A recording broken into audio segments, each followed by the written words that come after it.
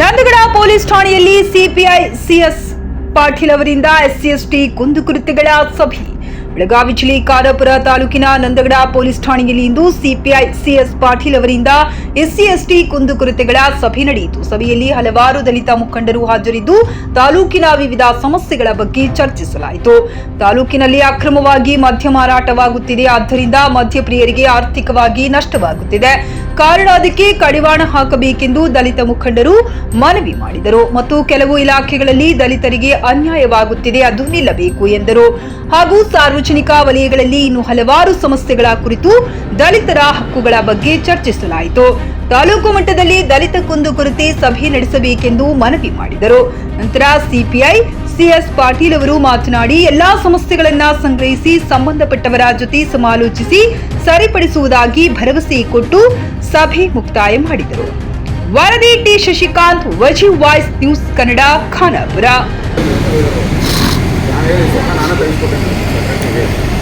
But ಆಕೆ ಅಲ್ಲಿ ಕಟ್ಟಡ ಆಯಿತು, ನಾನು ಅಲ್ಲಿ ಕೆಲಸ ಹೋಗೋದಾಗ್ತದೆ ಅಂತೇಳಿ SC/ST ಇದ್ರೊಳಗೆ ಬರಾಕನೇ ಮುಚ್ಚ ಒಂದಿತ್ತು ಹೆಂಗೋ ದೂರ ಆಗೋದು ಅಂತೇಳಿ.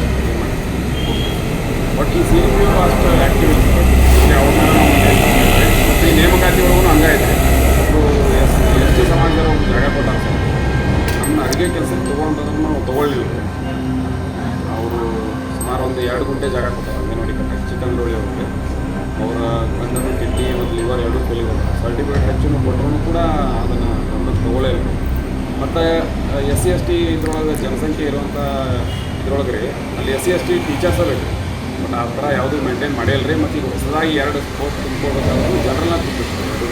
ಬಟ್ ನಾವು ಅದನ್ನು ಸ್ಟಾಪ್ ಮಾಡ್ಸಿದ್ವಿ. ಇನ್ನೂ ಅವ್ರಿಗೆ ಆರ್ಡರ್ ಕೊಟ್ಟಿಲ್ಲ. ಬಟ್ ಅವ್ರ ಹೆಸರಿಗೆ ಆರ್ಡರ್ ಆಗಿದೆ, ಜಾಯಿನ್ ಇದು ಆಗಿದೆ.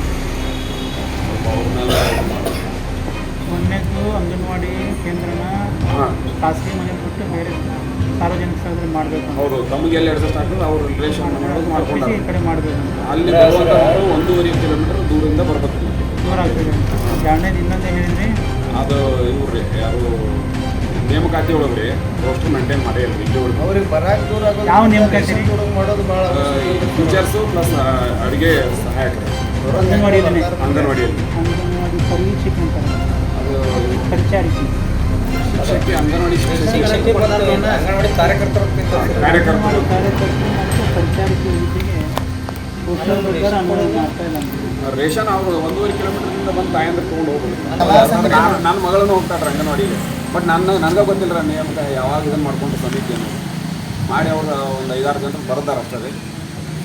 ಅಲ್ಲಿ ಹೋದಾಗ ಕೆಲವೊಂದು ಅಂಗನವಾಡಿ ಹೋಗಿ ಮೆಟೀರಿಯಲ್ ಇರೋಂಗಿಲ್ಲ ರೀ. ಇಲ್ಲ ಕೊಟ್ಟೆ ಅಂತ ಕೊಡುವಾಗ ನಮಗೆ ಕರಿ ಅಂತ ಇದೆಲ್ಲ ವಾರ್ಡ್ ಮೆಂಬರ್ ಕರೆದು ಕೊಡು ಅಂತ. ಬಟ್ ಅದನ್ನು ಮಾಡಕ್ಕೆ ಸರಿ ದೀಪು ಭಾಳ ಅದಲ್ಲ. ಹೌದು, ಹಂಗೈತಿ. ಅವ್ರನ್ನ ಕರೆಸ್ಬಿಡೋಣ ನೆಕ್ಸ್ಟ್. ಅವರೆಲ್ಲ ಸರ್ ನಾನು ಕಚೇರಿಲಿ ಕನ್ನಡ ಹಿರಿಯ ಪ್ರಾಥಮಿಕ ಶಾಲೆ ಒಳಗೆ 3ನೇ ರೂಮೇನೆ 120 ವರ್ಷದ ಶಾಲೆ. ಅದು ಒಂದು ಕಾಲ ಬಿಟ್ಟು ಜಾಸ್ತಿನೇ ಆಯ್ತು ಸರ.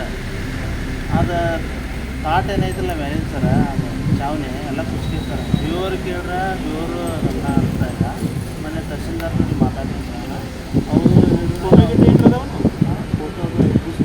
ನಾನು ಕಳಿಸ್ತೀನಿ ನಮ್ಮ ಕಡೆ ಇಲ್ಲ. ಆಮೇಲೆ ಅವರು ಬೇವರು ಬೇರೆ ಕಡೆ ಕುಂದಿರ್ಸ್ಕೊಂತಾರೆ. ಆದರೆ ಮಕ್ಕಳ ಜನಸಂಖ್ಯೆ ಒಂದು 600 ಜನಸಂಖ್ಯೆ ಐತಿ. ರೂಮ್ ಅದಕ್ಕೆ ಅವರು ರೂಮ್ ಸರಿ ಆಗ್ತದೆ. ಹುಡುಗರು ಶಾಲೆ 5ನೇ ಕ್ಲಾಸ್ ಅದು 5ನೇ ಕ್ಲಾಸ್. ಯಾವ ವರ್ಗ ಬರ್ಕೊಂಡೇನು ಆಮೇಲೆ ಸರ ಹೆಡ್ ಮಾಸ್ತರ ಅಲ್ಲಿ ಇನ್ನೊಂದು ಏನಂದ್ರೆ ದೈಹಿಕ ಶಿಕ್ಷಣ ಕೊಡ್ತೇ ಇಲ್ಲ. ದೈಹಿಕ ಶಿಕ್ಷಕರನ್ನ ಹೆಡ್ ಮಾಸ್ಟರ್ ಮಾಡ್ತಾರೆ. ಅಲ್ಲಿ ಮೇಲಾಧಿಕಾರಿಗಳ ಒಂದು ಹೆಚ್ಚಿನ ಹುದ್ದೆ ಇರುವಂಥ ಹೆಡ್ ಮಾಸ್ತರ್ ಬೇಕು ಇಲ್ಲಿ. ಯಾಕಂದರೆ ದೈಹಿಕ ಆಟ ಆಡೋ ಸ್ಕೂಲ್ ಮಾಸ್ತರ್ಗೆ ಹೆಡ್ ಮಾಸ್ತರ್ಗೆ ಕೊಡ್ತಾರೆ. ಅವರು ಸರಿಯಾಗಿ ದೈಹಿಕ ಶಿಕ್ಷಕರು ಇಲ್ಲ ಕೊಟ್ಟೆ ಮಕ್ಕಳಿಗೆ ಆಟ ಕಲಿಸ್ತಾರೆ.